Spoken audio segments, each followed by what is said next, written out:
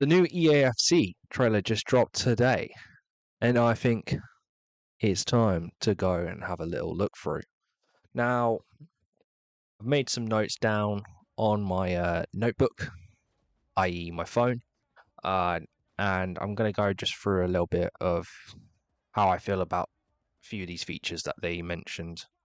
The new game mode, The Grounds, is a new open play area in where you can verse people and take like real life players as mentors. If I can draw like a real life example of this in a different game that EA, fucking hell, Jesus Christ, play the Jao Felix clip. EA Sports to the game. Hey sports.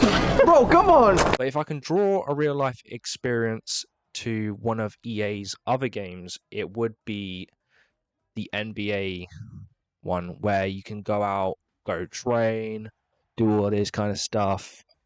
I'll probably put some clips in just to show you and how that's done that. But I believe this is linking with clubs. So whatever you do in the grounds, or so if you get new stats and stuff like that, you upgrade your player in the grounds, blah blah blah. Probably get some like challenges you want to do in the grounds, and then it goes into clubs.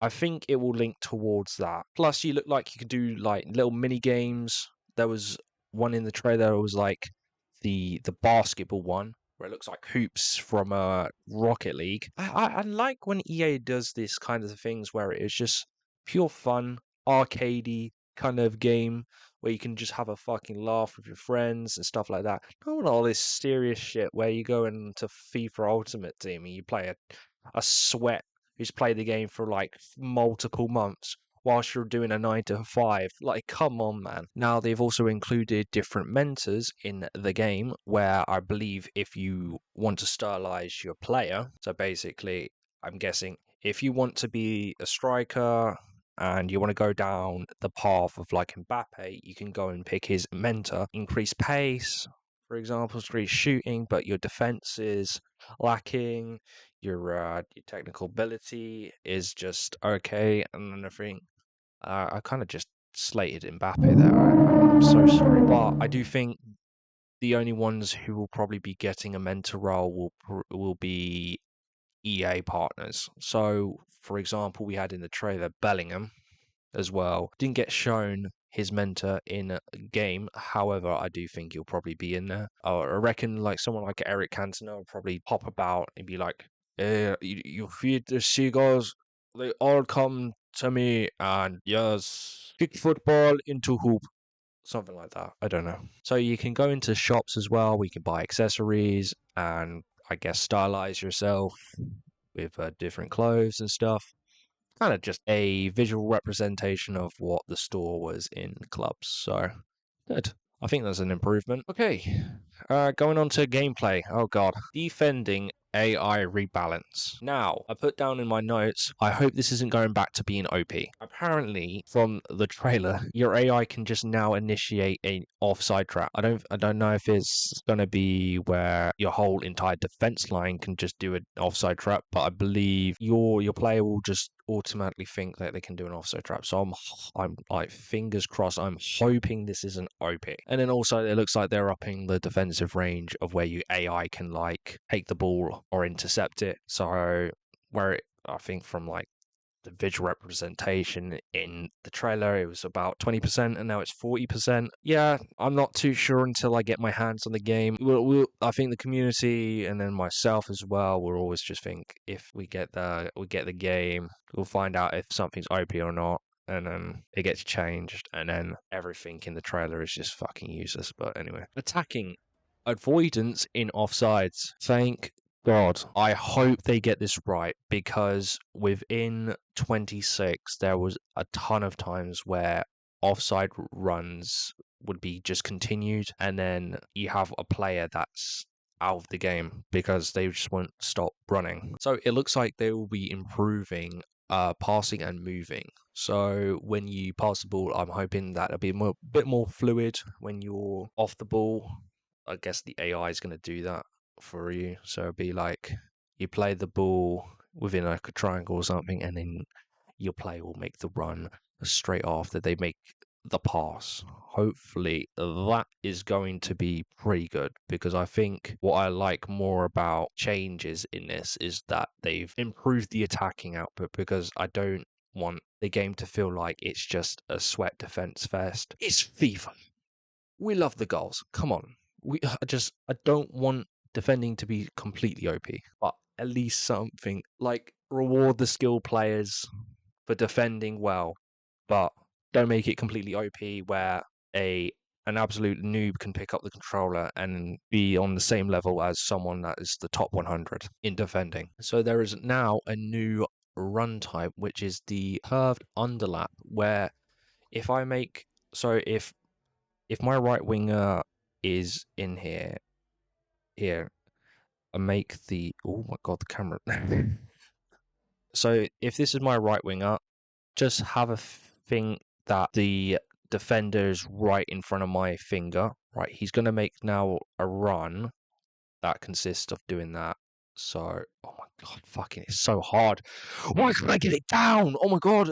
Which I'm hoping mixes it up a bit. I hope it mixes up it a bit, but I do feel like this is something they fuck up a lot of the time, EA, because this will happen and it'll either one get nerfed or two, it's completely unnoticeable, so it doesn't even look like a feature. I hope we just get more a bit of a mix up in like runs because the linear runs within 26 where it's just dead straight and then sometimes bend the run, and it's so easy to defend. I don't know how many times I've probably just like gone tackle because of the AI just making the straightest run ever in a direction and not getting anywhere. Okay, they put down a point of faster 1-2s. Now I'm gonna put a question mark behind this because I said I don't know what they mean by this because it's saying one thing about having faster 1-2s.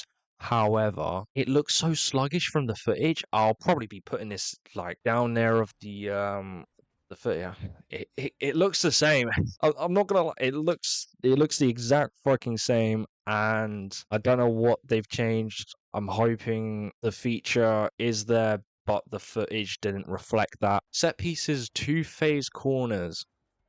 Now, I don't know if I'm really missing anything from this trailer, but isn't this just like the same as selecting the LB with the player? So you make your corner kick in previous titles, in 26 as well.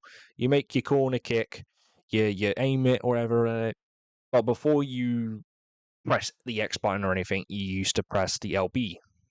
So you can select it not a defender, sorry, an attacker in the box where you can control. Once you're done determining where you want your corner kick to go, it will then change perspective to the attacker you've just selected.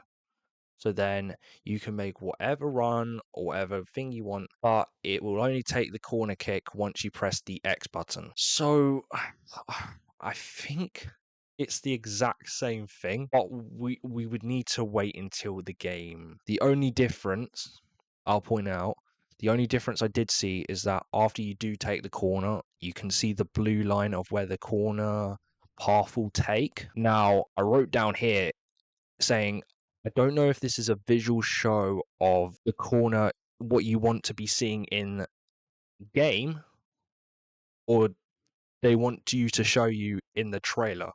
So I don't know if that's going to be there in the game or not. They don't make it clear in these trailers, and when I've looked up on the website, they haven't made any like mention or anything towards it. So I just I guess it's the case. Don't know. But I do hope this does help corners be a little bit more effective because in 26, I don't think I scored a corner unless like the player is very shit that's defending against me, or I'm not being man marked. Career mode. Transfer overhaul. Yes, come on. Right, here we go. This is the change I want to be hearing about.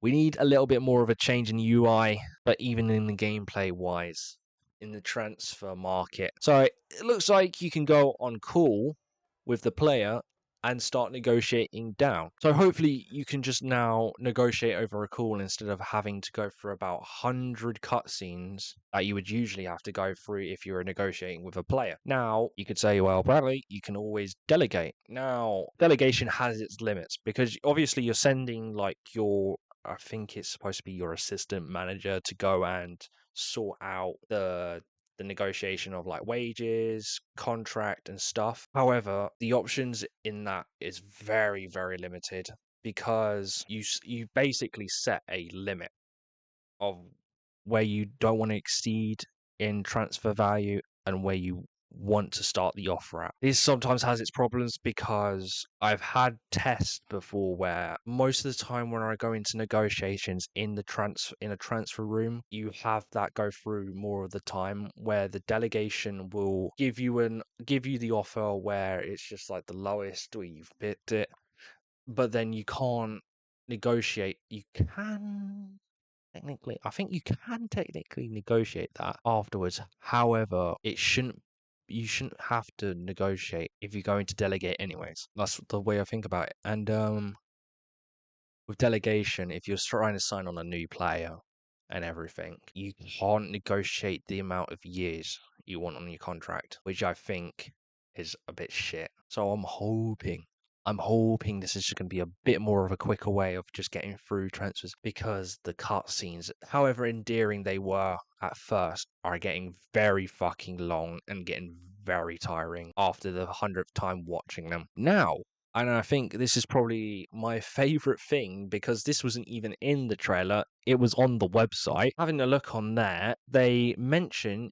you can have more realistic player values and active club bidding. So I'm hoping it gives you more of a challenge when, if like for example, I'm trying to sign I don't know why Mankini came to my head first, but I'm trying to sign Mankini, but uh let's say Man City made a offer. Now the only way I want to get this player, I have to make a better offer because I think you can just like if a team goes in for a player and they go for 55 million, I believe you can just go for 55 million and you still get the player. I want a bidding war.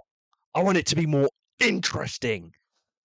I want it now. So there are now new negotiation tactics as well, which what the fuck was that? There are new negotiation tactics as well you can be using. This is really good, and I hope they do it well because I think you can up or down the price of players depending on their performance. So let's say Garnacho is doing a little bit of a stinker at Villa and you want to sign him on the cheap. I think his value will go down depending on how well he's been playing that season, which I need it injected into my veins. Please be good. Please be good. And then you can now enable a buyback clause. So if I explain this to you, simple terms, if Man United were to sell Marcus Rashford to Barcelona for 55 million, we can settle the price of 60 million. Now, whether or not if he does super well and his value is about to be about like 100 million, we can buy him back for just 60 million. That's been agreed. I don't know what I think this is just like the absolute like dopamine that's filling my head at the moment, but I really want career mode to be good this year, and I'm hoping it's stepping in the right direction. By the way, we have the deeper dive that's coming out for career mode, so I will be watching that, and I'll be hopefully reacting to that as well. Come on! Oh my god, I nearly almost forget. Dynamic overall. I don't know what to make of this yet. From the visuals, looks like to be an in-game stats changer over the time of like a game. The example was like Alexander Isak, whilst he was doing like skills on the ball, he was like doing roulette around the player.